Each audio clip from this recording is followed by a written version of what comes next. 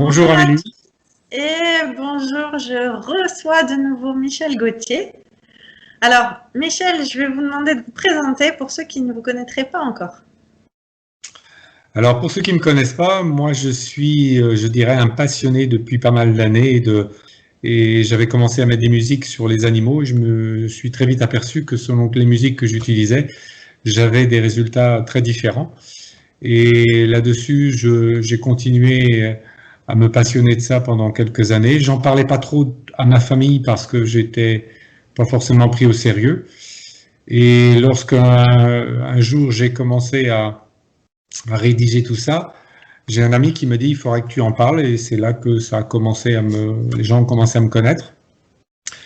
Et puis il y a à peu près une vingtaine d'années, j'ai commencé à, je dirais même plus, à chercher intérieurement sur la raison de l'existence. Je trouvais pas de réponse, j'étais comme tout le monde, je faisais plein de formations, de stages et autres, et puis je ne trouvais pas de réponse. Et puis il y a à peu près une bonne dizaine d'années, j'ai eu un éveil de conscience. Et cet éveil-là, bon, c'est vrai que je passais beaucoup d'heures dans la nature. J'ai passé des centaines et des centaines d'heures dans la nature. Et la nature m'a un jour renvoyé des vibrations dont je ne savais pas d'où ça arrivait. À cette époque-là, c'était quelque chose de... Il y a plein de voiles qui se sont levés. Du jour au lendemain, je n'ai plus du tout écouté toute forme d'information. Et depuis, d'ailleurs, j'en ai jamais réécouté. Et quasiment pas. C'est souvent les autres qui m'informent. Et puis à cette époque-là, j'ai eu un, comment dire, je sais pas si on peut le qualifier d'éveil, mais en tous les cas, j'avais énormément besoin d'embrasser les arbres, de me coucher par terre, d'embrasser la terre. Et on m'aurait vu, on me dit, il est un peu perché, il est un peu barré, il y a quelque chose qui va pas chez lui. Parce que j'avais énormément besoin de pardonner, de remercier, d'honorer, de gratifier, etc. Et ça a duré, ça n'a jamais cessé depuis en fait. C'est ce que je fais dans mon quotidien, parce que moi je suis quelqu'un qui remercie 50, 500 fois par jour, et même les choses négatives, puisque je me suis aperçu que quand on remercie même les choses qui sont négatives, on les transcende très très vite en fait. On s'en guérit, puisque l'acceptation égale transformation, et donc immédiatement on a vraiment quelque chose d'extrêmement fort qui se présente à l'intérieur de nous. On a une vivacité qui arrive, un état de vitalité et de vibratoire qui change. Ça n'a plus rien à voir. Moi qui suis équipé d'appareils pour photographier les énergies vibratoires, on s'aperçoit très vite que en ce moment je travaille par exemple sur les fréquences de compassion, les fréquences de tristesse, les fréquences alimentaires, ça j'ai déjà fait un reportage là-dessus, mais toute fréquence de peur. Et la peur, c'est un des états vibratoires les plus bas, quoi. Hein. La peur est surtout la haine, la colère, l'indignation. Tous ces gens qui sont dans cet état-là, bah, ils sont prédisposés, quoi, hein, forcément, beaucoup plus que les autres. Et la peur n'évite pas le danger, on le sait, elle le fait arriver. Et quand on prend l'aura d'une personne qui est dans la peur, vous le voyez sur mon site pour ceux qui y vont, on voit bien l'aura est complètement saccadée, complètement hachée pour quelqu'un qui est dans la peur, alors que l'autre, il a un bel aura et on sent la protection qui est là, quoi. Et donc là aujourd'hui, ça fait des mois et des mois qu'effectivement, on nourrit cette peur anxiogène depuis presque un an maintenant, puisqu'on arrive bientôt en mars. Et donc, cette peur anxiogène, on sait très bien qu'elle diminue le système immunitaire. Moi, j'ai fait l'expérience sur des animaux quand on les mettait dans la peur par le fait de simplement se mettre en colère. Tout de suite, les animaux rentraient en stress, des maladies se déclenchaient, des problèmes sanitaires tout de suite arrivaient, quoi. Et chez nous, donc, c'est la même chose. C'est exactement la même chose. Regardez un animal en fonction de votre animal de compagnie, par exemple, dans l'état dans lequel vous allez être, si vous êtes en colère, il va le sentir. Il sent déjà votre état bien avant que vous êtes arrivé. Ils sont plus intuitifs. Hein. Voilà. Et pour nous, c'est la même chose. C'est-à-dire que si vous êtes dans un égrégore où les gens ont tous peur, bien si vous arrivez dans cet égrégore-là et que vous-même vous êtes peur, vous vous reliez forcément à cet égrégore. Et donc, bien évidemment, vous engendrez bien évidemment la peur et la baisse immunitaire qui va de soi. Donc, c'est hyper important. Des animaux qui sont dans la peur sont faibles et chétifs et ils vont tomber plus facilement malades. Ça, c'est clair et net. Donc, c'est la même chose chez les humains. C'est la même chose chez les humains. en énergétique, c'est ce qu'on dit, hein, en dessous de, non, je crois que mes souvenirs sont bons, 6000 bovis. Oui. En dessous, voilà, on attrape des maladies et je confirme, hein, le stress, enfin, il y a aussi l'hygiène de vie, mais c'est vrai que le stress, c'est un gros morceau parce que on nous place aussi en condition pour être dans cet état. C'est dur de travailler sur soi pour plus y être. Mais Oui. pour avoir fait donc l'expérience, effectivement, moi, je ne suis plus jamais malade. J'ai même plus un rhume depuis bien longtemps. Donc, c'est vrai que c'est énorme et malheureusement, aujourd'hui, on n'en parle toujours pas. On va toujours nous parler de choses bien matérielles qui agiraient sur notre santé, alors que l'énergétique, c'est quelque chose d'énorme. Et le mental. De toute façon, on n'est pas dans une... La vraie crise n'est pas une crise politique, économique ou sociale. La vraie crise, c'est une crise de conscience. C'est une incapacité à reconnaître notre vraie nature. Ah, ça. Et cette nature en toute chose. C'est ça la vraie crise. Elle n'est pas ailleurs. Alors effectivement, les gens vont se séparer de plus en plus, malheureusement, parce que s'ils ne comprennent pas pourquoi ils sont là, la majorité des gens ne savent pas pourquoi ils sont là. Ils ne connaissent pas leur raison d'être. Ils ne se sont pas interrogés sur cette conscience, sur cette raison d'être. Et donc quand on est dans cette forme de pensée, on est dans une forme de survie. Et on se relie à... Parce que dans la vie, il y a deux énergies, l'amour ou la peur. Si vous n'êtes pas dans l'amour, vous êtes dans la peur. Et donc la peur, c'est quelque chose qui va beaucoup plus vite. Je dirais quelque part, quand on se relie à un égrégore de peur, on va beaucoup plus vite vers la peur, puisqu'on a été éduqué à la peur. Quand vous étiez enfant, vous étiez toujours en joie, toujours dans le jeu, toujours dans la légèreté. Il fallait qu'on vous punisse ou qu'on vous frappe pour que vous arrêtiez de jouer, pour arrêter d'être dans la joie. Puis petit à petit, on vous a dit, il faut que tu apprennes, il faut que tu aies un métier, il faut que tu ailles à l'école. Donc on nous a développé le temps pour apprendre, et puis on nous a mis un supérieur. Donc ça, on s'est dit que quand nous étions enfants, je peux peut-être être inférieur. Donc ça nous a éduqués à la peur de ne pas y arriver, la peur de ne pas réussir, la peur de ne pas être aimé, de ne pas être reconnu, etc. Donc on nous a éduqués à la peur. Nos parents nous ont dit fais pas ci, c'est dangereux, etc. Donc c'est très insidieux tout ça, mais ça nous a, on a été élevés à cette peur. Et donc cette peur, c'est quelque chose qui est en nous, mais qui nous est nécessaire. Ça c'est comme la souffrance. La souffrance nous permet d'observer les endroits où il n'y en a pas. Donc la souffrance, c'est utile. Et là, on est arrivé à un summum de changement. C'est-à-dire, on va aller vers des périodes qui vont être de plus en plus inconfortables pour justement qu'on se bouge quelque part. Si on ne se bouge pas, on va pas être bien. Et là, si vous voulez, on nous dit oui, on est manipulé, tout ça. Ok, d'accord. Mais on pourrait dire qu'il ne peut pas y avoir d'abord de gens manipulés sans manipuler. On n'est pas obligé de se laisser manipuler. Moi, c'est ce que je viens de dire.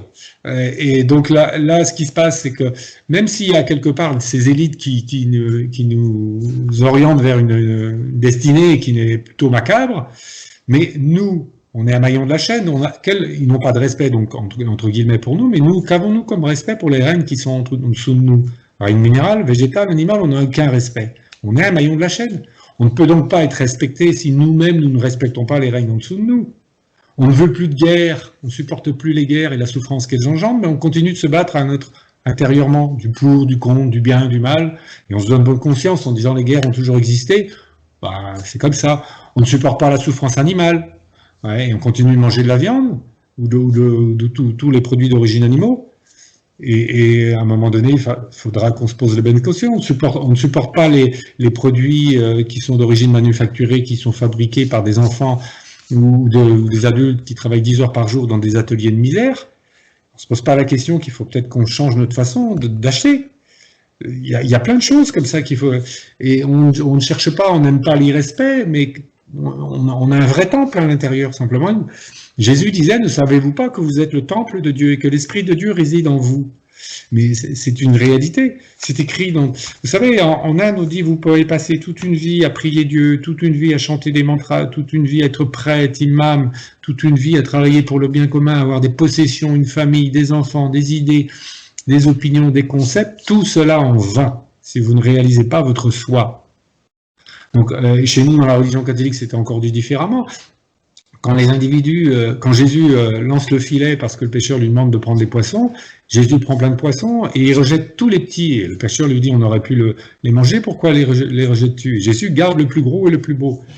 Et Jésus dit, je rejette les petits car ils symbolisent la connaissance et le savoir terrestre et je garde, et non que peu d'importance, et je garde le gros et qui est le plus beau, car il symbolise la connaissance de soi, la connaissance de l'être, et de toute importance. Donc c'était dit différemment, mais ça voulait dire la même chose. Toutes les écritures ont été écrites dans des endroits différents, dans des cultures différentes, par des personnes différentes, à des époques différentes, et disent tous la même chose. Il y a donc bien une vérité. Et c'est cette vérité, elle est d'avant tout intérieure. C'est-à-dire que quand vous vous réveillez, vous n'avez plus de vouloir. Quelqu'un qui est éveillé, il n'a plus de désir. Il n'a plus de vouloir. Il n'est plus en quête je dirais, il n'est plus dans l'espace-temps quelque part. Et il ne s'identifie plus à son corps, à ses idées, à ses pensées, au monde extérieur. Là, c'est une pièce de théâtre, tout ça. C'est une pièce de théâtre. Alors effectivement, si on s'identifie à ce monde relatif, qu'on pourrait qualifier de monde relatif, ben on va souffrir. Parce que c'est une pièce de théâtre où on peut être à la fois acteur, et dans ces cas-là c'est difficile, mais on peut être aussi observateur, simple observateur attentif. Et là, les masques, tout ça, c'est une parade. C'est une parade, c'est du cinéma. Moi, j'ai l'impression, hein, parfois, c'est vrai qu'on se pose énormément de questions, on a l'impression qu'on est un peu dans un film. Par contre, c'est vrai que pour beaucoup, moi, je comprends, c'est pas facile d'arriver à être détaché. Et il y a beaucoup de personnes qui n'arrivent pas à se détacher, effectivement. Alors, qu'est-ce qu'on pourrait imaginer pour essayer de faire comprendre ce que c'est que d'être observatoire? Parce que moi, au départ, il y a longtemps, je ne savais pas non plus ce que ça voulait dire tout ça. J'arrivais pas à comprendre. Peut-être qu'aujourd'hui, on peut trouver des mots qui vont peut-être résonner. La difficulté, c'est que si je vous demande, le problème de l'individu, c'est qu'il croit, il fonctionne d'abord comme un automate. Et par notre travail, nos relations extérieures, et finalement, on passe toute une vie un peu comme du bétail. On meurt et puis on est dans un assujettissement passif toute notre vie. On nous dit demain il faut marcher à 4 mètres les uns des autres, ou à 4 pattes, on marchera à 4 pattes. C'est terrible cette obéissance, hein. C'est incroyable. C'est vrai, les gens ne réfléchissent pas, ils ont tellement l'habitude.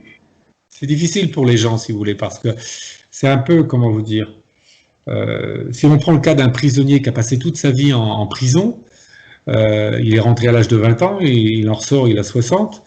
Eh bien, il a beaucoup de difficultés d'adaptation. C'est très difficile. Il a été une telle habitude, il veut presque retourner en prison, parce que c'est son monde. Eh bien, nous, de la même manière, on est habitué à notre monde, on voudrait qu'il revienne et qu'il continue.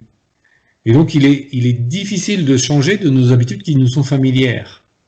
C'est pour ça que les gens, ils voudraient que ça redevienne comme avant. Mais ça ne reviendra plus comme avant, puisqu'on nous l'a dit, on nous l'a formulé. En plus, on a eu des prises de conscience pour beaucoup. Et il y a des choses qu'on n'accepterait pas. Avant, c'est un système qui nous a menés à maintenant. C'était une illusion finalement de liberté parce qu'on était en train de tout mettre en place, y compris les conditionnements pour arriver à ce qu'on vit finalement. Oui. Mais si vous voulez, la difficulté qui se passe, c'est que l'être humain, je vous dis tout à l'heure, qu'il ne sait plus qui il est. Et si on prend un tout petit peu de recul et qu'on se dit, mais nous, les humains, que faisons-nous de notre seule maison, de notre planète? On ne fait que prendre si on réfléchit. On prend, on puise, on ne se pose pas d'autres questions. On prend un jean qui a fait 65 000 km, qui a été fabriqué par des enfants dans des ateliers de misère, comme je vous l'ai dit tout à l'heure, et puis on ne se pose pas de questions. On a envie d'acheter, on achète, on compense. Et on fait ça toute une partie de notre vie, on passe notre vie à acheter, à compenser, et on sait qu'un individu qui met une valeur suprême dans l'argent, dans la possession, dans toutes les valeurs matérielles, engendre des individus malheureux, il y a tout un champ d'études qui le relève, ça, tristes et anxieux, et dans la peur. Donc ça, on peut continuer, mais ce monde-là, il va mourir totalement. Donc, là, on n'a plus le choix. Hein. Si on lâche pas ça va être inconfortable. L'amour, c'est le don. La Terre ne fait que nous donner. Elle ne cesse de nous donner, constamment. Et nous, on fait que prendre. À un moment donné, ça va s'équilibrer, hein, et ça ne peut pas faire autrement. Là, je dirais même, on n'est même pas à l'apéritif, on est aux amuse-gueules de ce qui se passe, ce qui va se passer. Donc, il y a une énergie, vous savez, dans toutes les traditions. Moi, j'ai mis une partie de la prophétie de Peter Deneuve, qu'il a réalisée quelques heures avant de mourir en 1944. Il dit que tout ce qui ne sera pas subordonné à l'amour, la terre les rejettera comme des fruits avariés. Donc, et pas un cheveu ne tombera du juste. Mais ça aussi, c'est écrit dans les traditions, la Bible et autres. Enfin, tout est écrit. Donc, elles se rejoignent toutes, là encore. Donc, oui, donc c'est pour ça que moi, j'ai quand même, au fond de moi, j'ai une intuition qui me dit que de toute façon, malgré tout, ça ne peut aller que vers quelque chose de neuf et de mieux. Mais c'est sûr qu'on est dans la période de transition, je pense, là. Et les prises de conscience, il y a encore beaucoup de monde qui doivent les faire, hein, c'est sûr. Chacun fait ce qu'il a à faire, mais ce qui est sûr, c'est que le problème de l'humain, c'est s'il avait simplement conscience de ça, il n'a plus conscience, il se croit immortel, il n'a plus conscience de sa mortalité. Vous, comme moi, dans 3 secondes, ça peut s'arrêter. Et avoir que juste conscience de cette mortalité lui ferait peut-être penser que faut peut-être que j'agisse autrement, parce que je peux être mort dans 3 minutes. Donc peut-être que je me comporte autrement. Peut-être que j'ai une attitude qui soit plus respectueuse de mon environnement, plus respectueuse des choses. Et il comprend pas. La vie va amener de la souffrance, puisqu'on comprend pas par la gentillesse. Là, on nous a proposé gentiment, avec ce confinement, d'aller à l'intérieur. On n'y va pas. On va nous proposer, parce que la vie est extrêmement bien faite. Là, on nous dit oui, on nous manipule, tout ça, mais la vie est extrêmement bien faite. Elle nous contraint, parce que le mal est un résidu du bien, et le mal nous conduit vers cette intériorité pour transcender. C'est-à-dire, ces 2 énergies, toutes les planètes ne sont pas comme ça, mais la particularité de la planète Terre, elle fonctionne de façon binaire, avec ces 2 polarités, le yin, le yang, le chaud, le froid, le bien, le mal, etc. Si on à un moment donné, on prend qu'une énergie et on ne prend pas l'autre, eh bien, on se retrouve soit pour les gens qui vont utiliser que le négatif, par exemple, qui ne vont pas utiliser une batterie, a besoin du plus et du moins pour fonctionner. Nous, on a besoin du yin et du yang. Donc, si on prend qu'une seule énergie, qu'on garde ce négatif, la peur, par exemple, eh bien, on va forcément grossir l'égrégore et puis on va se faire arriver ce qu'on redoute. Forcément, c'est logique. Même chez les gens éveillés, hein, moi, c'est ça qui me fait peur parce que pour moi, j'ai l'impression que d'un côté comme de l'autre, on essaie de mettre en place la peur justement pour essayer de se rapprocher. Il y a Philippe Guimand qui parle du fait que l'ancien futur, on en aurait décroché, mais il ne faut pas effectivement mettre toute son énergie pour essayer de s'y raccrocher. Et moi, j'ai cette sensation-là. C'est-à-dire qu'on va jouer sur la peur des éveillés aussi. Et le problème, c'est que les gens comprennent pas qu'il faut surtout pas justement tomber dans ce piège parce qu'effectivement, on peut nourrir le mauvais côté. Tout ce qu'on craint, on peut l'attirer. On se relie aux gens. On se relie aux gens qui sont dans la peur. Quand on est dans la peur, on se relie aux gens qui sont dans la peur. Et souvent des gens qu'on ne supporterait pas que de les voir dans la peur, mais nous, parce qu'en fait, notre état de pensée n'est que le reflet. Ce qu'on passe à l'intérieur de nous-mêmes, tout ce qu'on ne supporte pas à l'extérieur, ce n'est que le reflet intérieur. Si je ne supporte pas quelqu'un, il me renvoie quelque chose que je dois travailler. C'est une partie de moi que je dois travailler. Et lutter contre l'extérieur pour améliorer l'extérieur, c'est vouloir changer le monde, je sais pas moi, vouloir changer l'écriture en changeant de stylo, quoi. Le monde, c'est nous. Le monde, c'est nous. Tout est parfait, tout est à sa place, tout est au bon endroit, au bon moment. C'est génial ce qui se passe. C'est absolument génial. Alors, bien sûr, ça dépend où on se place. Si on se place en tant qu'individu humain, on va être soumis au devenir humain.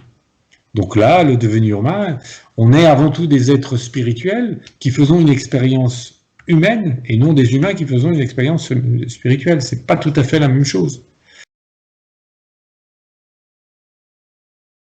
Le plus possible dans cette perte d'identité. Le problème, c'est que si je vous demande à l'instant, vous dites, je suis mes pensées, non. Si je vous demande votre pensée dans 3 secondes, vous êtes incapable de me la dire.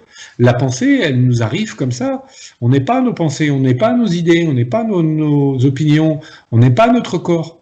Quand vous perdez toutes ces identités, d'abord, vous supprimez toutes les formes de mémoire, donc vous ne pouvez plus faire la répétitivité des mémoires transgénérationnelles, du passé qui a été douloureux ou pas, donc là vous supprimez tout ça, et toute forme de douleur disparaît. Il n'y a plus, c'est fini, terminé. Et donc ça, c'est les gens qui sont toujours englués dans leur histoire personnelle, il suffirait juste d'arrêter cette identité. Le problème, c'est qu'on le croit pour vrai, ça. On croit que c'est nos idées, on croit que c'est nos pensées, on croit que c'est nos opinions, on croit que c'est notre corps. Et d'ailleurs, tout petit, on nous a éduqués à ça. On disait, au début, on vous disait quand vous étiez enfant, tu t'appelles comment? Amini. Il est à qui ce n'est? Il est à moi. C'était ça. Après, on nous a inculqué l'heure, il est 4 heures. 4 heures, c'est quoi? C'est quand la petite aiguille, il est sur le 4 et la grande sur le 12. Et puis, tout, on nous a complètement formaté à tout ça. Et donc ça, c'est quelque chose qu'on croit vrai. Mais quand vous étiez enfant, vous étiez comme moi, on était pur. On était dans cette pure conscience. Et d'ailleurs, Jésus disait, personne ne pourra rentrer dans le royaume de mon Père si vous ne faites pas petit enfant. Ça veut dire ce que ça veut dire, c'est qu'on doit retrouver cette joie d'enfant. Si on la retrouve pas, on va être mal, on peut pas être bien, c'est impossible. C'est impossible. Parce qu'un enfant est toujours, je vous l'ai dit tout à l'heure, il est toujours dans la joie, toujours dans le jeu, toujours dans la joie. Il faut qu'on le punisse ou qu'on le frappe pour qu'il arrête d'être dans le jeu. Eh bien, nous, c'est ce qu'on doit faire. Moi, j'ai cette joie permanente, quotidienne, qui est là. Bien sûr, il y a des fluctuations qui peuvent arriver, mais qui ne durent pas longtemps, qui sont, hop, ça surfe. Et tous les événements, quels qu'ils soient, je les embrasse. C'est génial ce qui se passe aujourd'hui, c'est absolument génial. Alors certes, ça amènera de la confort. Si on s'attache à l'ancien, ça va être très inconfortable. Ça va être très inconfortable. Il faut comprendre comment le monde fonctionne. Il faut comprendre qui est-ce qui régit tout ce système. Et quand on l'a compris, on s'aperçoit que c'est une pièce de théâtre. C'est une grande pièce de théâtre sur laquelle on peut être acteur ou pas. Si on est acteur, on ne va pas être bien. Et la vie est un véritable cadeau, mais c'est un cadeau immense.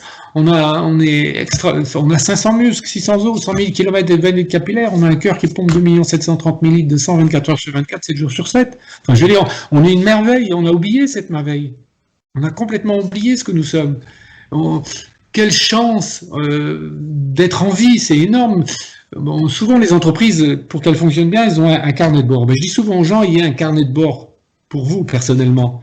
Aujourd'hui, j'ai remercié 2 fois. Demain, je mettrai 3. Je mettrai 4 sur mon journal. 5 fois, j'ai souri. 6 fois demain. Eh bien, un petit journal comme ça, ça vous permet de bien gérer votre entreprise intérieure. C'est des petites choses, mais c'est simple. C'est extrêmement simple et c'est extrêmement porteur. Les gens qui sont positifs, ils travaillent sur l'entretien de l'entreprise, que l'entreprise soit florissante. Bon, nous, c'est pareil, il faut faire fleurir cette entreprise. On a perdu toute forme d'émerveillement aux choses simples. Vous savez, j'ai mis une vidéo qui s'appelle « L'opportunité du transhumanisme ». On peut aller vers ce côté macabre ou vers ce côté déshumanisation qui est la perte d'identité. Et là, on peut choisir l'un ou l'autre. La vie nous offre l'un ou l'autre. C'est à nous de choisir. Si on va vers le transhumanisme, celui-là, il ne va pas être confortable. L'homme deviendra une marchandise, c'est écrit dans les Écritures. Hein. Et l'autre côté, c'est l'homme devient conscience suprême, conscience absolue. C'est pas qu'il n'est plus affecté par les événements, il fait partie de ces événements. Il est intrinsèque. Moi, quand il y a un attentat demain, ce sont aussi... je suis touché par tout ça, bien évidemment. Je ne suis pas insensible. La vie ne change pas quand on a assez réalisé. Il n'y a rien qui change. Il y a juste qu'on n'est plus impacté de la même façon. Il y a juste qu'on ne perd plus la joie. Il y a juste qu'on est en légèreté. Il y a juste qu'on reconnaît la vie, qu'on remercie la vie, qu'on adore la vie, qu'on a une immense amour pour le quotidien. C'est vraiment quelque chose de très important d'avoir cette gratitude à la vie tous les jours, quoi. Je dis toujours, de la gratitude naît l'abondance, de l'inquiétude, de la crainte, de l'anxiété et de la peur naît la pénurie dans la vie. On voit dans quelle pénurie aujourd'hui est le monde, puisqu'il est dans la peur. Il ne peut pas être autrement. Il remercie même plus la chance de vivre. Il espère que l'extérieur sera différent. Non, ça peut pas aller, ça peut pas faire. C'est pas possible puisqu'on est dans un changement de paradigme. C'est pas possible. C'est beaucoup d'attentes de l'extérieur, ne pas agir. C'est ça, moi, que je remarque. Et je pense quand même, par contre, pour être plein de gratitude et être plus éveillé, malheureusement, il faut vraiment passer par des périodes difficiles. Donc, tant que tout le monde n'a pas eu son quota... Oui, c'est exactement ça. Et voilà, et moi, ça reste quand même ce que je pense, sincèrement. Pourtant, bon, c'est vrai que là, ça a déjà l'air assez critique pour certains, mais malheureusement, il faut croire que ça allait peut-être pas assez, parce que normalement, quand on est face aux difficultés, là, après, on voit la vie autrement. Effectivement, on peut s'émerveiller même d'un simple paysage, et on se rend compte de tout ce qu'on a, mais effectivement, en tant qu'on va être dans le matérialisme, etc., on veut toujours avoir, et puis on est toujours vide, pas épanoui du tout en plus. Mais après, à la décharge des gens qui sont encore là-dedans, c'est vrai que c'est quand même... Chacun fait fait son chemin. La conscience fait une expérience. Vous auriez pu faire une expérience je sais pas moi, en tant qu'infirmière ou en tant que criminel. La conscience, pour elle, ça change rien, elle fait une expérience. Et il y en a qui font l'expérience de rester individus classiques, attachés à leur système et qui ne voudront pas démordre de ce système. Le problème de l'humain, c'est que quand on se réveille, on voudrait que tout le monde se réveille. Ben non, il y en a qui se réveilleront pas. C'est génial ce qui se passe parce que on est malmené sur le plan personnel quelque part entre guillemets parce qu'on a des énergies vibratoires qui nous arrivent, qui amènent à un changement fondamental. Et donc ce changement fondamental se passe par, comment dirais-je, par des souffrances, parce que la souffrance amène à l'objectivation de la conscience. La souffrance je dirais, le négatif est un catalyseur évolutionnaire. Il nous aide à transcender. Et donc, quand un enfant ne comprend pas, là on a eu le confinement, on a eu quelque chose de doux, etc. Un enfant ne comprend pas, on passe au stade supérieur. La punition, ou si on utilise une punition, elle sera plus importante. Eh bien, pour l'humain, c'est la même chose. C'est-à-dire que on ne comprend pas, on va passer au stade supérieur. C'est pour ça que je dis qu'on est quelque part même pas à l'apéritif, c'est parce que l'humain ne comprend pas. Bon, on va passer à un autre stade. Alors, il va être sans doute différent, certainement, mais il va, je dirais, faire disparaître l'ancien. Ceux qui ne vont pas comprendre dans les mois ou dans les années qui viennent, ils vont se prendre un mur, parce qu'à un moment donné, la vérité, ils vont se rendre compte que tout leur monde là, médiatique et tout ça, c'est une illusion totale. Terrible, hein. Ils vont se prendre un mur, quoi. Ils sont dedans, parce que même ce qu'on découvre, là j'en parlais récemment avec quelqu'un qui a seulement découvert tout ce qui était trafic d'enfants, tout ce qui se passe. C'est déjà dur à digérer. Alors si en plus on croit, et c'est vrai que c'est incroyable aussi de croire comme ça, tiens, tel média, il dit la vérité. Pourtant, il nous apporte aucune preuve. Il balance des informations, on n'a pas la source, on ne peut pas la vérifier.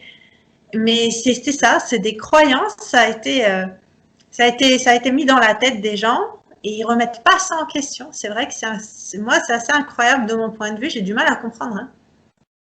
Mais il ne faut pas chercher à comprendre, faut plus. Pour avancer très vite. Pour avancer très très vite, il n'y a la solution la plus rapide, c'est d'accueillir. Tout ce qui se passe, c'est la solution la plus rapide. D'accueillir et de remercier. Ça, c'est la solution la plus rapide, la plus radicale et la plus rapide.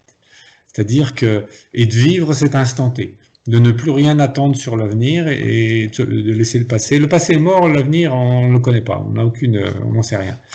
Et de toute façon, ça ne changera rien. Si, pour donner un exemple, s'il n'y avait pas eu de télé, pas de journaux, pas de radio, les gens auraient continué à vivre comme d'habitude. C'est donc une influence extérieure. C'est une influence extérieure qui a fait changer tout le système. Donc, ce qui prouve bien qu'on est tributaire de l'extérieur. Or, la vie va nous contraindre d'aller vers l'intérieur. On va y aller ou pas? Si on n'y va pas, on va rester dans la matérialité, forcément, puisque si on ne va pas vers l'intérieur, on va rester dans la matérialité. Et la matérialité, aujourd'hui, on doit spiritualiser la matière. Donc, si on ne spiritualise pas la matière, c'est l'inconfort, c'est la séparation, c'est la dualité. On doit quitter cet arbre de la connaissance pour aller vers l'arbre de vie. L'arbre de connaissance, dans les traditions, c'est le bien, le mal, le yin, le yang, le chaud, le froid. Et l'arbre de vie, c'est l'unité, la convergence avec son essence. Et c'est cette convergence avec son essence qui nous met dans cette joie permanente, dans cet amour permanent de la vie, quotidien. Et dans une légèreté, mais on a plein d'exemples. Il suffit de regarder, d'être observateur de soi, ça aide, mais aussi être observateur de notre environnement. Prendre l'exemple d'un enfant, d'un animal. Un animal, vous pouvez le laisser 8 heures dans une maison, dans une pièce, vous revenez le soir, il vous fait la fête. Enfermez votre copain ou votre mari dans la pièce, vous allez voir s'il vous fait la fête le soir. Le chien, lui, fait la fête. Il remue la queue, il a envie de jouer.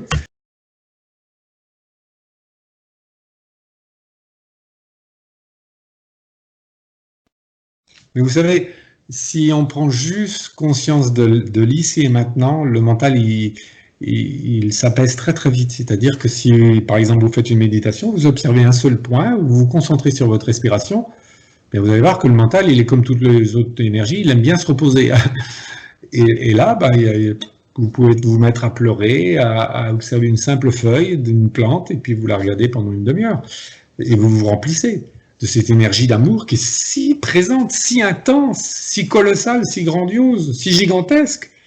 La vie est c'est incroyable comme la vie est généreuse. C'est juste l'humain qui voit plus tout ça. En fait, il s'est perdu, en fait. C'est complètement perdu.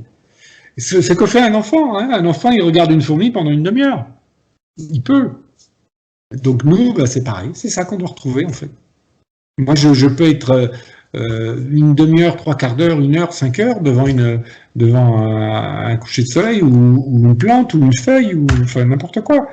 Il y a la notion du temps, elle disparaît.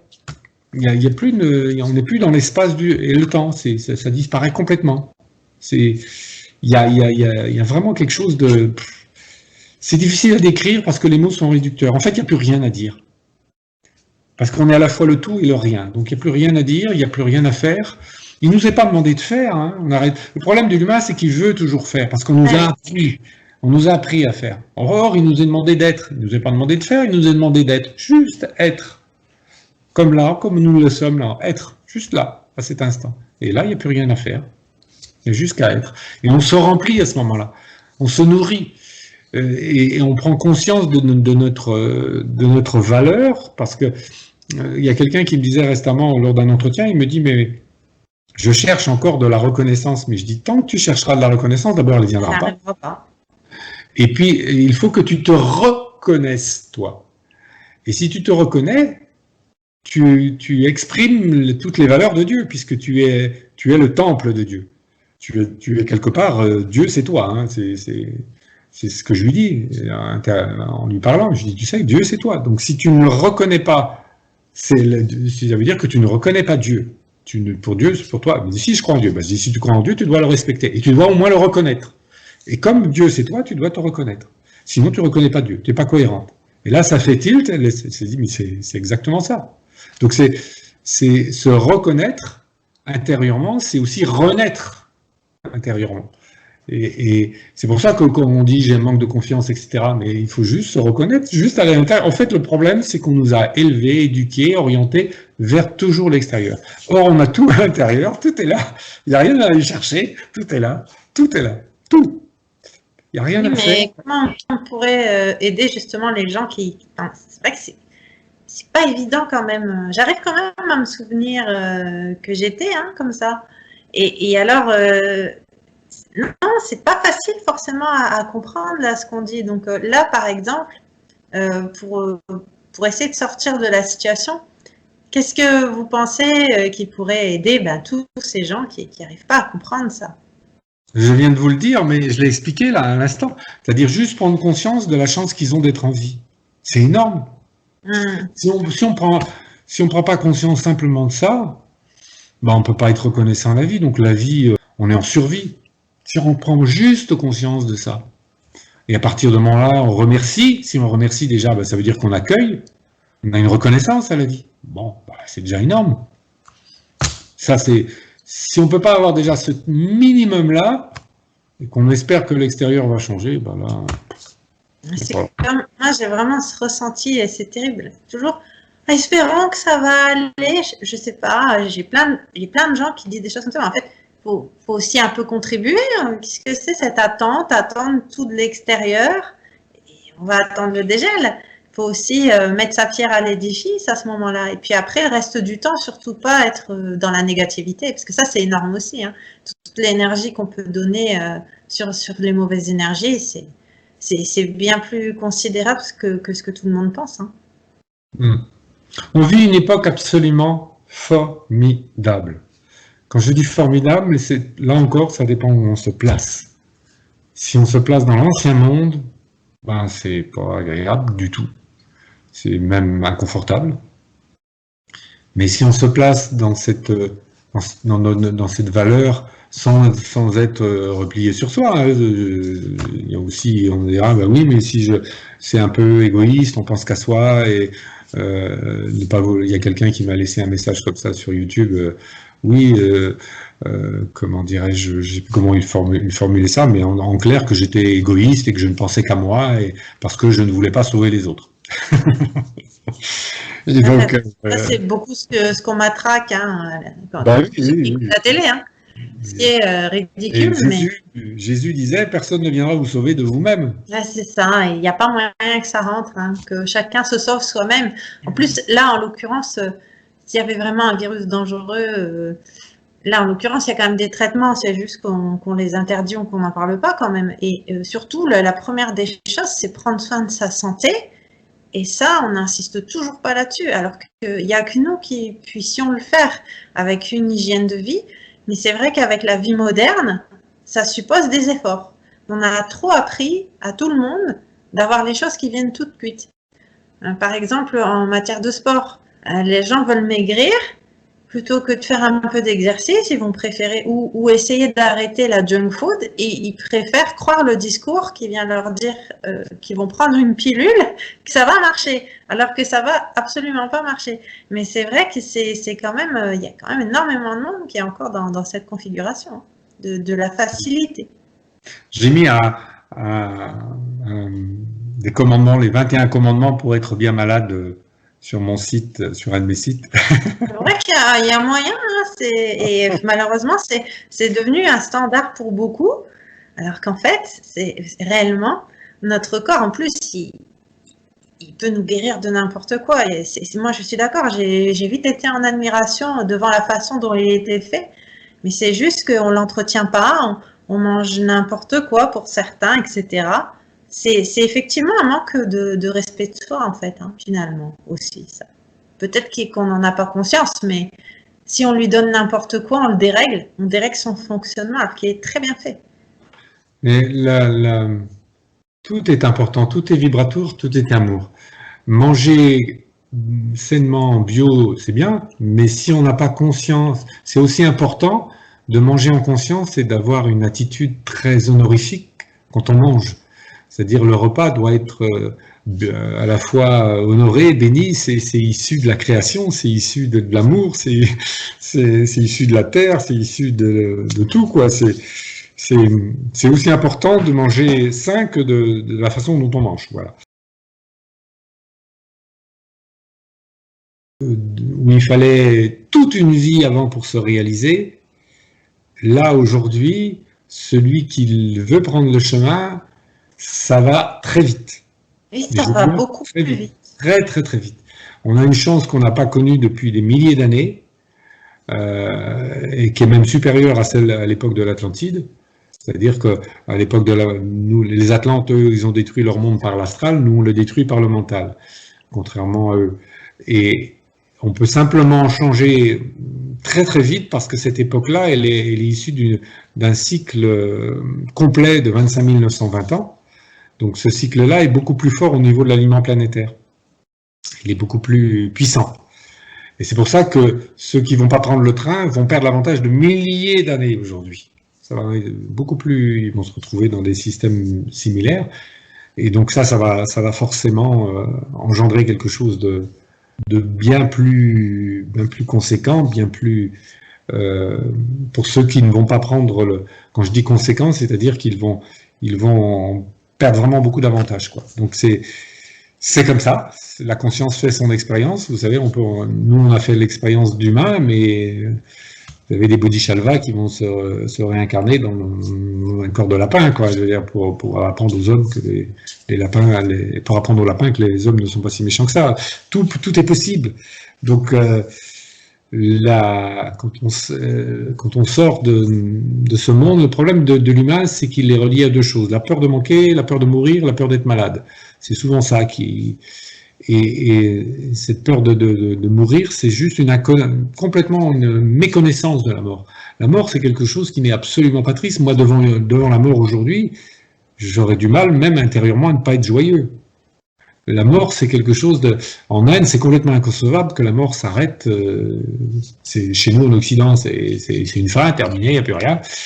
Mais quand on connaît la mort, quand on prend conscience, quand on fait des sorties de corps, tout ça, quand on découvre ce monde, Et d'ailleurs, il y a suffisamment de gens aujourd'hui sérieux qui en parlent. Oui, hein. Il y a des physiciens, donc pour ceux qui sont dubitatifs, c'est quand même des physiciens qui nous expliquent que éventuellement, oui, il y a le corps physique, mais que tout le reste, l'information, etc. Mais bon, c'est vrai que c'est peut-être un peu abstrait à comprendre. Donc c'est pour ça que j'aime bien parfois essayer de prendre le temps. Mais enfin, il reste quand même assez accessible hein, pour certains. C'est juste que les gens ne cherchent pas parce que d'emblée, on leur a dit que c'était pas vrai et ils sont encore une fois, je trouve, dans la croyance. Ils vont même pas essayer pour certains d'aller voir. On croit que tout ça, moi j'entends c'est des conneries ou je sais pas ce qu'on peut encore dire d'autre. Juste parce qu'on leur a dit, on leur a appris qu'il y a que le monde matériel et où il y a de la peur, où il y a des œillères, je sais pas, mais la moindre des choses avant de répéter que c'est des conneries, c'est d'aller voir. Ben, vous savez, pour voir ce qu'il y a dans un magasin, il faut bien y entrer. Et vous ne pouvez pas en sortir si vous n'êtes pas y rentré. Ben, c'est pareil pour tout. C'est-à-dire, si vous voulez voir ce que c'est que le sujet de la mort, il faut y rentrer, il faut s'y intéresser. On a un médecin, un anesthésiste qui en parle très bien, c'est le docteur Jean-Jacques Charbonnier. On a plein de gens qui ont fait des NDE qui en parlent très bien. Moi, la première qui m'en a parlé, j'étais jeune, j'avais 25 ans.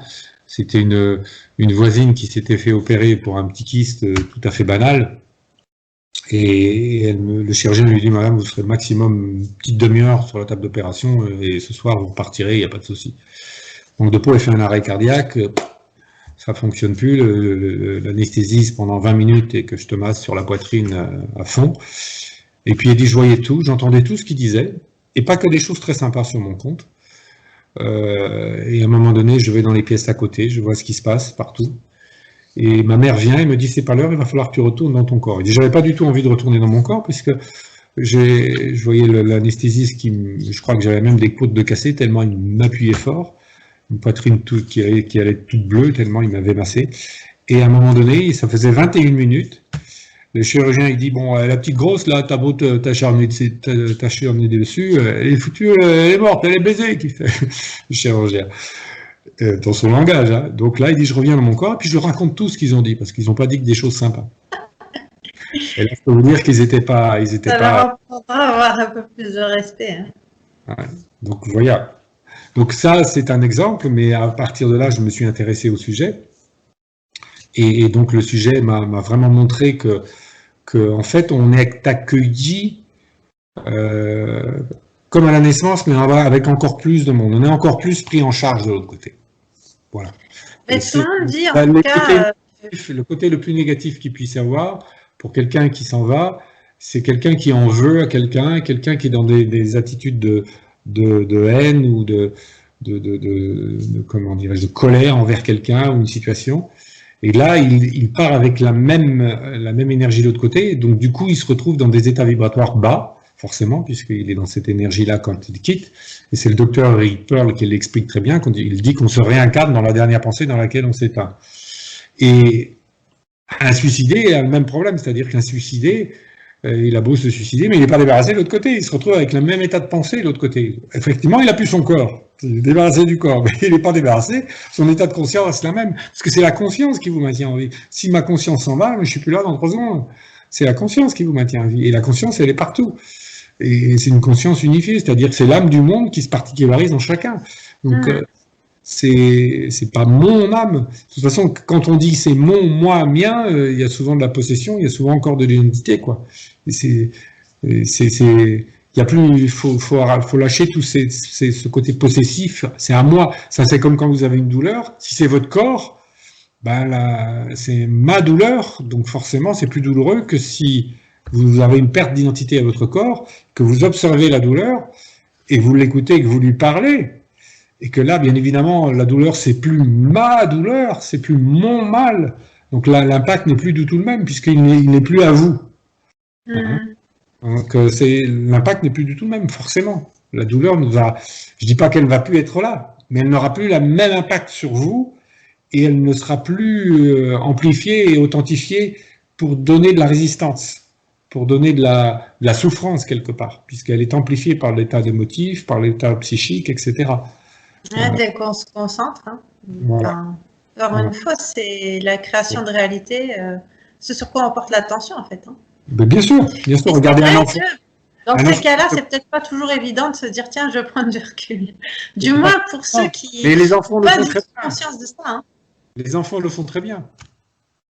Les enfants le font très bien. Un enfant, il se blesse, vous lui parlez, vous lui dites hop, vous lui créez une attention différente, le mal disparaît.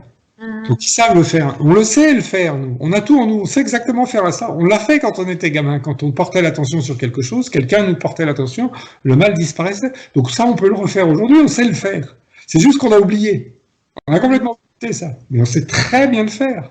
Moi, je le vois bien. Moi, je fais quand je suis en méditation, là, je peux être 1 heure, 2 heures, 3 heures en position lotus. Donc à un moment donné, les membres, ils sont kilos forcément. Il y a des fois, il y a une douleur qui arrive.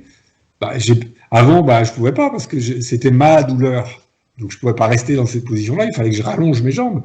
Mais aujourd'hui, comme c'est plus ma douleur, l'impact est plus du tout même. Je l'observe, je la regarde, puis du coup, le mal disparaît. Forcément. Il peut pas être là puisque c'est plus à moi. C'est plus à moi. Ça m'appartient plus. Parce que c'est plus mon corps. C'est pas évident quand même au niveau collectif. Mais là, effectivement, comme on n'a plus le choix, on doit tous vivre collectivement, je dirais, jusqu'à ce qu'il y ait peut-être une masse critique, non, qui fasse la bascule, qui pourrait faire avancer les choses un peu plus positivement. Mais les choses avancent à leur rythme, c'est parfait. Tout est parfait, tout est au bon endroit, au bon moment, à sa place. Faut pas chercher est-ce qu'il y aura une masse critique ou pas. À la limite, ça nous est égal. Non, mais c'est vrai que là, on voit quand même le moral de beaucoup de monde qui y croit plus. Hein. Il y a quand même beaucoup de monde qui sombre dans le négatif, justement, parce que justement aussi, ils attendaient des choses par rapport à des dates. Ça, c'est vrai que c'est quelque chose qu'il faut absolument pas faire. Mais c'est vrai que, oui, il y a quand même beaucoup de gens aussi qui abandonnent, là, et du coup, c'est pas super, parce qu'à la base, ils étaient là aussi peut-être pour faire avancer les choses, quelque part. C'est leur chemin, chacun fait son chemin à sa manière. Ce qu'on appelle de l'énergie photonique, eh bien, on en distribue. Donc, quelquefois, une petite chose peut amener un éveil et tout change, tout se modifie. Et c'est juste à nous, intérieurement, de prendre conscience que de vouloir faire quelque chose, c'est encore on n'est pas dans l'éveil. On se croit éveillé, mais on n'est pas dans l'éveil. Quand on veut que les choses changent, on n'est pas dans l'éveil. En fait, quand on est éveillé, il n'y a plus de vouloir. On ne veut plus rien. On n'a plus de désir, plus rien. Parce que de toute façon, les désir égale souffrance. Voilà, c'est ça. Tant qu'on est dans le désir, il y a des souffrances. Voilà. Je ne dis pas qu'il y a une absence totale de plaisir et de désir, mais il n'y a plus cette volonté de désir et de plaisir. Voilà. J'ai vu une vidéo là-dessus, l'absence du plaisir ou l'absence du désir, je ne sais plus trop. Je l'ai mise il n'y a pas longtemps. Mais c'est vraiment ça, quoi. Ne rien désirer, ne rien faire, c'est la plus grande des joies, en fait. C'est la plus grande des joies. Il n'y a pas plus grand comme joie. Alors, je ne dis pas que pour autant, il faut être inactif, hein, c'est pas ça. Parce que c'est toujours la question qui serait relevée si on était en direct. Ben oui, mais à ce moment-là, vous laissez les gens se mourir, la pauvreté, etc. Non, la conscience fait son expérience, là encore. C'est souvent au paroxysme de la souffrance qu'il y a quelquefois un changement. Je me souviendrai toujours d'une dame qui était en pleine guerre au Liban, et à un moment donné, ça bombardait de partout, et elle se dit « Je n'ai plus d'enfants, je n'ai plus de famille. Je lâche tout, c'est plus moi, je lâche tout. » Elle a tout lâché. Et là, elle a réalisé le soi. Et à un moment donné, elle se retrouve en pleine rue, il y a des kalachnikovs, ça tombe de partout, tout le monde est tué autour d'elle, elle n'est pas tuée. Donc ce qui prouve bien que cette énergie, c'est pour ça qu'il est dit dans les traditions, pas un cheveu ne tombera du juste. Si on est dans l'amour et dans cette connexion, dans cette convergence, dans cette confiance totale à la vie, quoi qu'il arrive, quoi qu'il se passe. On est persuadé que ça va aller, en fait. C'est ça. On le sait, on est persuadé, en fait, que tout va aller.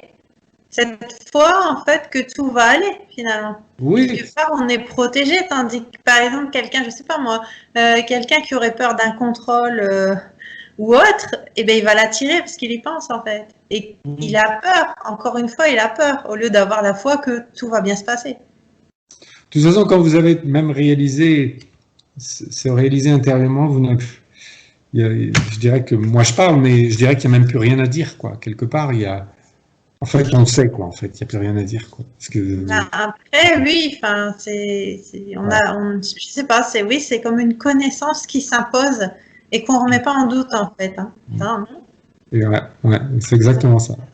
Mais bon, c'est vrai que c'est peut-être difficile tant qu'on est encore, oui, dans la construction du personnage, c'est-à-dire qu'avec le mental, pour se faire aimer, on sait aussi construire un personnage. Il faut vraiment se trouver soi pour être aussi plus connecté à soi, en fait.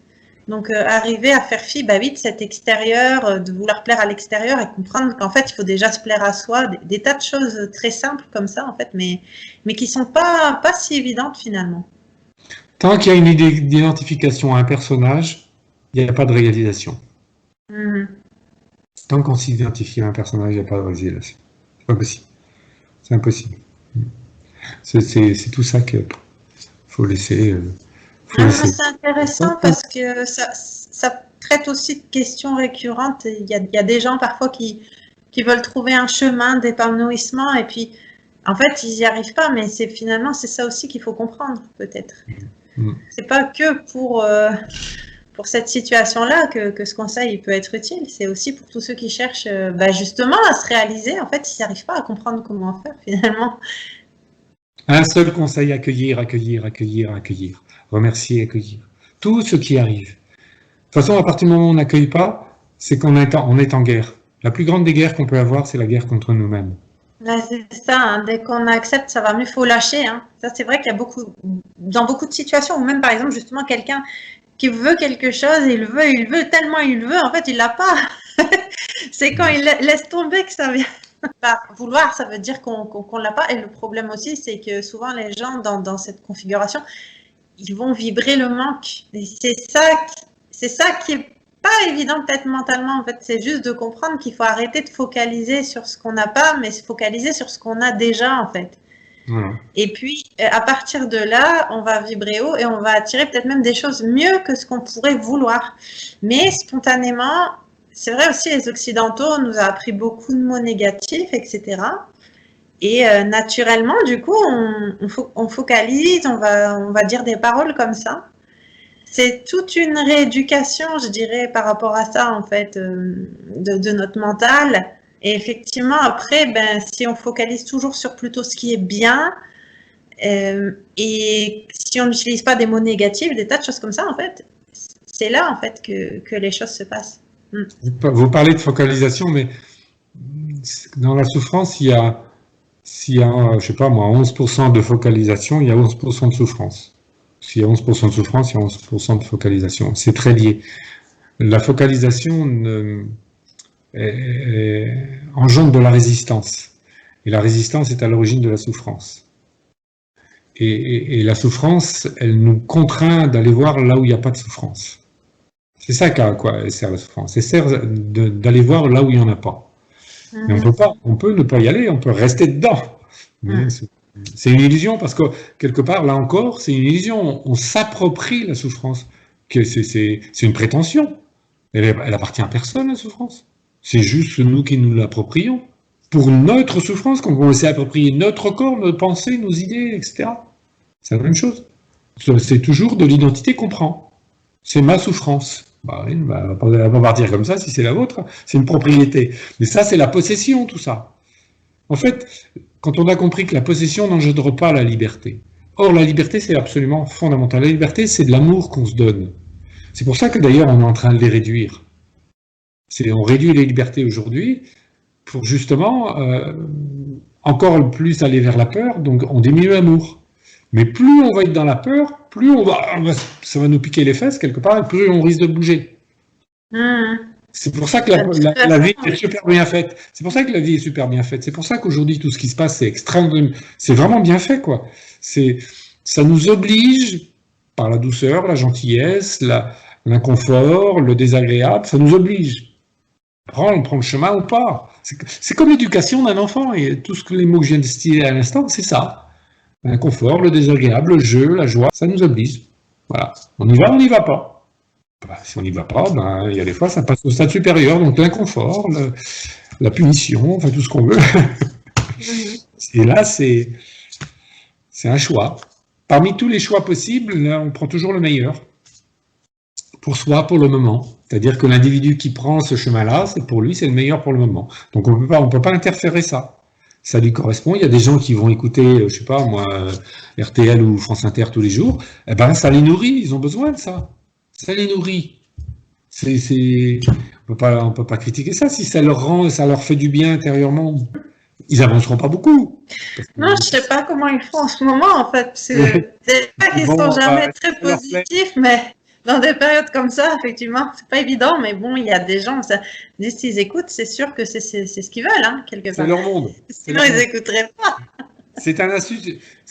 Quand on est dans le monde médiatique, on est dans un assujettissement passif. C'est-à-dire qu'on passe toute une vie et puis on meurt, et puis voilà. C'est-à-dire on nous dit c'est dangereux, on nous dit c'est ceci, on nous dit on en suit puisqu'on nous dit. Puisque la télé nous le dit, c'est que c'est vrai. Puisque la radio nous dit c'est vrai. On veut le bien, on veut notre bien quand même. Donc, ah oui.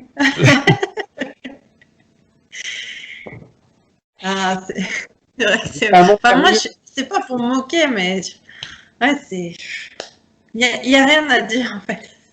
Non, il n'y a rien à dire, il faut laisser faire, c'est que c'est comme ça. Souvent, je dis, on a les dirigeants que l'on mérite, ils correspondent à l'énergie du peuple, quelque part. Donc, le peuple n'est pas respecté aujourd'hui. Ben oui, mais comme je disais tout à l'heure, nous ne sommes pas respectés. Et on ne se respecte pas soi-même, hein, souvent déjà. On ne se respecte pas soi-même, on ne se reconnaît pas soi-même. On n'a pas c'est ça, de toute façon, être assujetti, c'est ça, hein, quelque part. Hein. C'est obéir parce que on comprend pas qu'en fait, non, on est souverain et oui, ça, s'ils ne s'intéressent pas à la spiritualité, c'est pas évident non plus. Hein. Mais bon, finalement, de ce que je comprends, c'est qu'on pourrait en sortir simplement, c'est-à-dire qu'il suffirait d'accepter. Parce que finalement, ce qui ressort en ce moment, c'est que tout le monde se plaint, tout le monde en a marre, donc ce qu'il faudrait, c'est que tout le monde peut-être focalise sur quelque chose de positif de sa vie. Ça, on est dans le détachement et puis on nourrit plus tout ça. C'est peut-être ça, finalement, la solution. Non, la solution, c'est, je vous dis, de prendre conscience de ce que l'on vit à l'instant où on parle. Juste ça. Imaginez que vous seriez aveugle d'un seul coup, là. J'ai un ami, en 3 jours, il est devenu aveugle. Ça peut arriver à tout le monde. Donc, juste prendre conscience que cette chance de voir, cette chance de toucher, cette chance de poser le pied par terre, d'avoir ses 4 membres, de pouvoir s'en servir. Et tellement, il y en a qui sont tellement dans la matérialité que, c'est la base. Le seul conseil que je peux donner, un rien qui rend heureux, moi ça me parle. Hein. Mais ça, quand on est très porté à la matérialité, les gens ne voient même plus ce qu'ils ont, c'est vrai. Les enfants gâtés. Voilà, pourris gâtés. Ah oui, là oui. Alors que c'est vrai que il n'y a pas besoin de grand chose pour être heureux. Hein. Ça, c'est vrai. Une vie simple. Il nous a demandé d'avoir une vie simple. On est vraiment. La vie est très généreuse avec nous, extrêmement généreuse. La vie nous donne sans arrêt. Donc, c'est même. On est on est devenu totalement irrespectueux des choses de la vie, totalement irrespectueux de cette notion du sacré. Tout devrait être hautement respecté. On n'a plus du tout de respect pour tout. On n'en a pas de respect pour nous. Comment voulez-vous qu'on ait du respect? Le respect commence par soi, il commence pas par les autres. Il commence par soi, le respect. Donc, c'est normal que ça nous tourne mal, puisque de toute façon, on vit dans un monde irrespectueux. Donc, on peut pas, on sème des patates, on va pas récolter des carottes, quoi. Hein, je veux dire, excusez-moi, mais ça peut pas faire autrement.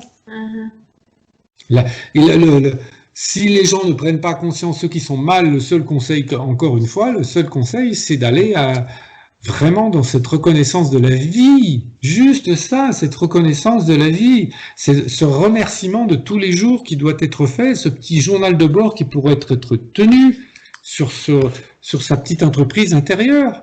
Si c'est des choses toutes simples. Même dès qu'il arrive quelque chose de bien, dire merci. Il y en a qui ne pensent pas. Hein.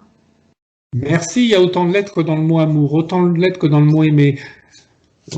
Voilà, c'est le mot, ce mot-là, c'est très puissant, quoi. C'est une reconnaissance. Donc une reconnaissance, c'est quelque chose de puissant. C'est parce que le merci, merci la vie, c'est quelque chose de... Moi, quand j'ai découvert ça il y a une dizaine d'années, mais je pensais pas qu'il y avait autant de puissance, autant d'amour qui m'entourait, quoi. J'ai eu cette chance. Quand on prend conscience de ça, ben, la vie change complètement. Notre vision de la vie est devient totalement différente. Je remercie chaque jour de ce cadeau que j'ai reçu ce jour-là, mais c'était tellement puissant que j'ai pleuré pendant plusieurs jours, et ça m'arrive encore de pleurer de joie. Mais je pleurais d'un besoin de pardonner, parce que j'avais fait peut-être aussi des choses qui n'étaient pas toujours correctes. Et j'ai découvert la puissance du pardon aussi à cette époque-là. Enfin, je veux dire, c'est se pardonner à soi, et c'est quelque chose. Le pardon commence là aussi par soi, et ça sert à rien de pardonner à quelqu'un si on ne sait pas pardonner à soi, d'en avoir voulu, par exemple, à une personne. Mais tout ça, c'est des choses qu'on a complètement occultées. L'humain peut pas aller bien quand on est arraché à nous-mêmes comme ça. Et puisqu'on est arraché à nous-mêmes, ben on est arraché à la vie, on est arraché au don de la vie, à la chance de vivre, on est arraché au don de Dieu, on est arraché à tout, quoi. Donc, on est déraciné, donc on peut pas être bien, on peut pas être épanoui, on peut pas être équilibré. Et puis, ben, on sait même plus comment l'humain marche, on sait plus respirer. Vous savez, en Inde, la première chose qu'ils font en Inde, chez les enfants, ils apprennent à respirer. Nous, on nous a jamais appris à respirer dans les écoles. Et la respiration, c'est absolument quelque chose de fondamental. Équilibrer ses hémisphères tous les jours avec la respiration, moi je le fais depuis pas mal de temps, et c'est fondamental, c'est fou l'équilibre qu'on arrive à avoir avec ça, déjà. Et puis on peut même nous en priver là, hein, de respirer. Respirer, on veut même plutôt nous en priver, donc pour le coup, on est loin de nous apprendre le bienfait là, on est vraiment même dans l'effet inverse. Bah, alors que c'est la base, ça joue sur énormément de choses, en fait, c'est sûr. Et si vous voulez, en Inde, ils disent ceux qui savent ne disent rien et ceux qui disent ne savent rien. Je terminerai par ça. Bah, oui. Voilà. Alors quand même, avant vraiment de terminer, donc d'après vous, vous sentez comment les prochaines semaines? Elles ne peuvent être que positives, elles ne peuvent être que négatives, ça dépend où on se place. Ah oui, d'accord. Bon. Si on se passe en tant qu'humain avec l'ancien qu'on aimerait que ça revienne comme avant, qu'on puisse aller dans les magasins, voyager, au restaurant, enfin à fond, quoi, comme avant, quoi. Hein. La matérialité, encore une fois, finalement, c'est vrai que c'était pas la solution. Les semaines à venir, c'est pas terrible, quoi. Par contre, si on va, mais une chose est sûre, je sais pas si vous avez vu la vidéo de l'époque que j'ai mis, une époque formidable. Je parle à un moment donné que ce qui est sûr, c'est que la lumière, donc l'amour, a pris de plus en plus de puissance, de pouvoir, et a pris en main cette planète aujourd'hui. Simplement, il y a encore des résidus du mal, on pourrait dire, qui gèrent. Il y a des ramifications. Donc tout ça, il faut que ce soit nettoyé, ça va demander un certain temps. Le vrai moment, le moment le plus important, c'est l'ici et maintenant. C'est celui que nous partageons là maintenant. Oui. Quand vous êtes dans l'ici et maintenant, si vous arrêtez 3 secondes dans l'ici et maintenant, vous allez voir que vous fermez les yeux et vous arrêtez dans l'ici et maintenant, vous verrez qu'il y a une paix immense, une paix intense, profonde. Et cette paix-là, elle est toujours là. Elle est toujours là, la paix, en permanence. Donc, par contre, si on commence à faire des objectifs ou des souhaits sur le devenir de demain, bah là, on est plus dans le présent. Donc là, on est dans l'incertitude, on est dans l'inconfort, on est dans la crainte éventuelle, on est dans un futur éventuel, on est dans une tristesse ou une joie éventuelle. Mais vous savez, on a aucun pouvoir sur le passé et aucun pouvoir sur l'avenir.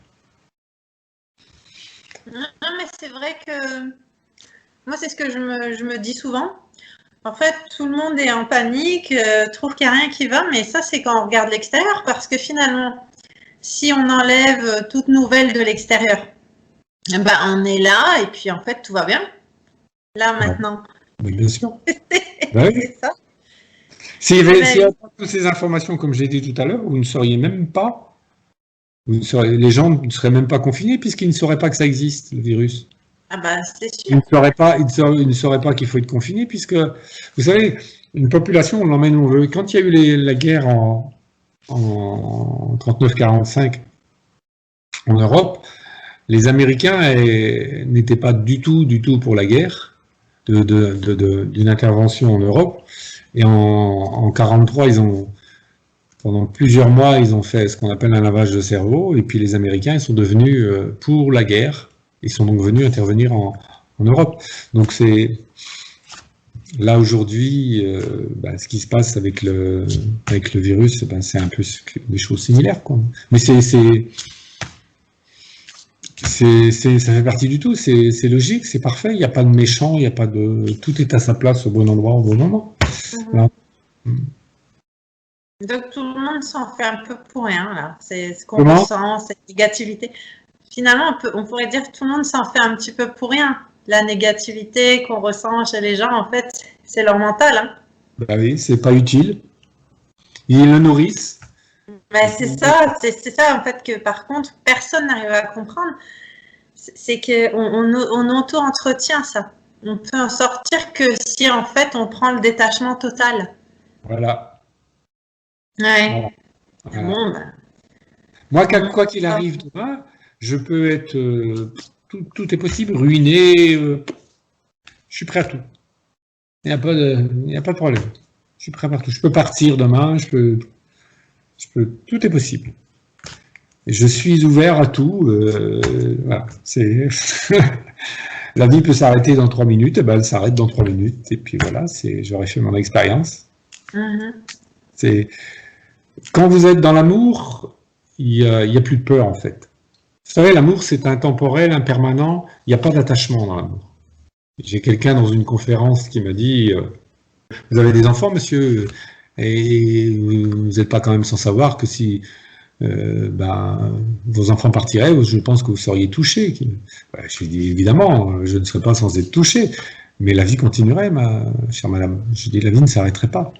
Parce qu'il y a bien, d'abord parce que la mort n'est pas triste, pour moi en tout cas, et secondo parce que l'amour, le vrai, le pur, n'a pas d'attachement. L'origine de l'amour, c'est l'unité. D'accord? L'amour, c'est pas une émotion. L'amour, c'est pas une émotion. C'est pas quantifiable, l'amour. Hein? Et l'amour, c'est pas lié aux 5 sens. C'est pas un sentiment, l'amour. On croit que c'est un sentiment, mais ça passe pas par les 5 sens. L'amour, c'est de l'essence. C'est de l'essence, l'amour. C'est pour ça que ça passe pas par les 5 sens. C'est vraiment ça qui est important. Et comment dire, quand on est vraiment dans cet amour quotidien de la vie, dans cette unité de la vie, il n'y a plus de peur en fait. La peur n'existe plus. La peur de demain, la peur de. Il n'y a plus. La peur de la maladie, la peur de perdre, la peur de mourir, la peur. Il n'y a plus de peur en fait. La peur est disparue. Voilà. Il faut faire confiance. Ouais. Faut faire confiance en la vie et être persuadé qu'elle est bien faite. Alors, je sais qu'au départ, c'est dur à croire, à comprendre comment on peut croire ça. Mais en fait, c'est vrai que c'est magique, ça marche très très bien. Quand on a confiance, qu'on reprend du recul, ça peut arriver qu'on a un pic d'émotion, mais finalement, on prend du recul et puis on a confiance que ça va aller et ça va. C'est très facile en fait. C'est le mental qui paralyse tout le temps. Moi, on en revient toujours au même. C'est une société qui doit quitter le mental, du moins à outrance. Tout n'est pas mauvais, mais là, il a été, on lui a donné une trop grosse place, en fait. Oui, elle ne doit pas le quitter, mais elle a une trop grosse place. C'est ça. C'est pas bien, mais oui, le mental, il nous induit souvent en erreur. Et l'amour véritable n'est pas humain non plus. Oui, alors ça aussi, il y a des gens qui ont du mal à comprendre. Ouais. C'est une distinction qui peut être subtile pour certains. C'est de l'identité, l'humain. Se sentir humain, vous savez, c'est encore de l'identité, comme le corps, comme les pensées, comme les idées, quoi. C'est encore de l'identité. C'est un objet. Tout ça, c'est des objets. Nos pensées, c'est des objets. Nos idées, c'est des objets. Ça, c'est l'identité. Et on le croit pour vrai. Vous savez, dans les traditions, il est dit que, je ne vais pas parler de toutes les périodes d'initiation, mais je vais aller directement Dans la quatrième initiation, il y a une connaissance parfaite de l'âme, ce qu'on appelle la période de renoncement. Et à ce moment-là, on passe dans la cinquième initiation, qui est une connaissance parfaite de l'énergie et de la lumière. Et l'être humain ne devient plus il se dépersonnalise totalement, il ne devient plus, quelque part, il n'est plus un être humain au sens étymologique du terme, il est plutôt je dirais un maître quelque part, et il peut se dématérialiser à tout moment. Et ça, c'est quelque chose qui existe depuis la nuit des temps. Je ne sais pas si vous avez entendu parler du livre La vie des maîtres, mais à l'époque, c'était fait par 2 journalistes et un scientifique, et ils expliquent dans le livre, enfin moi c'est un livre que j'ai lu il y a très longtemps, ils suivaient des maîtres au Tibet, et où eux, ils mettaient 3 jours pour monter en haut du temple. L'individu se déplaçait à la vitesse de la lumière dans le temple. Il était rendu, ils avaient mis 3 jours, et preuve à l'appui, ils avaient fait des prélèvements là où il était couché. Donc c'est cette période de crucifixion, de renoncement, et après on passe avec cette période d'initiation. On peut se Mais vous savez, quand vous faites des sorties de corps, vous apercevez que le corps est quelque chose de tout à fait secondaire. C'est juste un véhicule sur lequel on s'est identifié. Mais l'identité va très très loin, puisque aujourd'hui c'est ma maison, ma voiture, mon chien, enfin, je veux dire, mon mari, enfin on possède tout, quoi. Que de la possession. Il faut apprendre à se déposséder. On a été élevé dès le plus jeune âge avec mon nez, mes oreilles, ma bouche, enfin voilà, quoi. Et on nous a mis un nom en plus, on nous a mis un nom qui n'existait pas sur d'autrefois, c'est ça que je voulais dire. Eh bien, on parlait toujours du fils de Jean, du fils de Luc, du fils d'un tel, mais il n'y avait jamais un nom. On nous a mis un nom il y a pas il y a quelques siècles. Et là encore, c'est une identité supplémentaire qui est purement fictive, purement administrative. Justement, avec tout ce que ça implique, hein, qu'on peut découvrir en ce moment par rapport à ça. Oui. C'est incroyable, hein. Il y a beaucoup de gens qui ne le savent toujours pas, hein. C'est nous posséder, nous avoir mis un nom bien particulier pour aussi nous posséder, quoi. C'est vraiment ça, du coup, qu'on nous a inculqué. Ouais. S'il fallait résumer par rapport à votre question sur les gens qui ont peur, je dirais la première chose, donc on a dit toute forme d'information, quelle qu'elle soit, aller dans la nature, si on peut. Si on a la possibilité, si on a envie d'aller dans un parc tous les jours, le plus possible aller dans la nature. Ça, c'est fondamental. Consacrer, si on peut pas, au moins consacrer du temps à soi, chaque jour, ne serait-ce que quelques minutes. Si possible, tenir un petit journal de bord, hein, tous les jours. Un journal qui permet d'entretenir son petit capital joie, son petit capital reconnaissance, son petit capital merci, etc. Et le reste, apprendre à respirer le plus possible. Alors quand je dis respirer, il y a plein de méthodes là-dessus, hein, il suffit d'aller sur Internet. Le monde est déjà merveilleux. C'est juste que nous, on s'est perdu, égaré. Pour qu'il soit merveilleux, il faut avoir conscience de cette chance de vivre. C'est tout. C'est tout, c'est juste ça. Si on n'a pas conscience, effectivement, le monde n'est pas merveilleux, parce que là, du coup, le regard se porte vers l'extérieur, et non vers le regard intérieur. Donc là, c'est plus agréable, il n'est pas merveilleux, le monde. Si on porte son regard sur le monde extérieur, c'est vrai que... Bon, écoutez, je pense qu'on a fait le tour, non? Je ne vois pas comment je pourrais vous dire autre chose que d'accueillir, hein, que de remercier, d'accueillir encore une fois, quoi, hein. Remercier, accueillir, remercier, accueillir, remercier, accueillir. Si vous le faites tous les jours, votre vie va changer très très vite. C'est vraiment le chemin le plus court. Le chemin le plus court, c'est d'accueillir et de remercier. C'est le chemin de la nature, remercier, accueillir, remercier, c'est le chemin le plus court. Cette reconnaissance, juste cette reconnaissance.